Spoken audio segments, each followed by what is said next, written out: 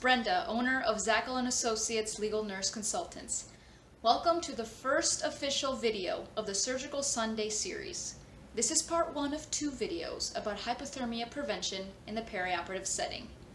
After watching this 2-part series, you will gain a better understanding of unplanned hypothermia, recommendations established by AORN, the Association of Perioperative Nurses, and policies and procedures that will be beneficial to your case.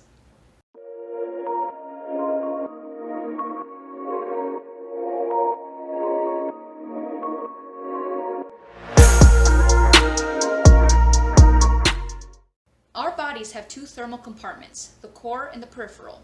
The core body compartment primarily consists of the head and the trunk. The peripheral compartment are tissues in the arms and the legs. Now, while your core temperature stays nearly constant, your peripheral body temperature is usually lower and can vary over a wider range. Thermoregulatory responses regulate your core temperature, and these responses are behavioral and autonomic. For example, behavioral: you're cold, so you move to a warmer environment or put on more clothes. But if you start shivering, now that's an autonomic response. Hypothermia is defined by the AORN as a body temperature below 36 degrees Celsius or 96.8 degrees Fahrenheit. Any patient undergoing surgery is at risk for unplanned hypothermia. Some factors that contribute to periop hypothermia include general anesthesia, neuraxial anesthesia blocks such as a spinal or epidural, the temperature of the operating room, exposure of a patient's organs or tissues, and IV irrigation fluid temperature.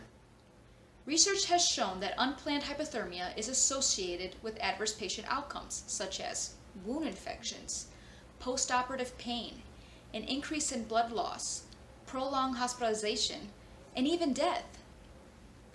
Passive insulation methods and active warming methods are available to maintain the patient's body heat. Examples of passive insulation are warm blankets, surgical draping, and thermal garments. Examples of active warming include forced air warming devices such as bear huggers and warm fluids. AORN doesn't promote using any specific method. I will mention a few recommendations given by AORN. Number 1, preoperatively determine the method for preventing hypothermia, such as passive insulation, active warming, or a combination of the 2. This is done in collaboration with the perioperative team members. Number 2, implement methods for preventing or treating hypothermia for all patients during all phases of periop care. Some patients are at higher risk for developing hypothermia because of pre-existing conditions, which are identified as part of the perioperative nursing patient assessment.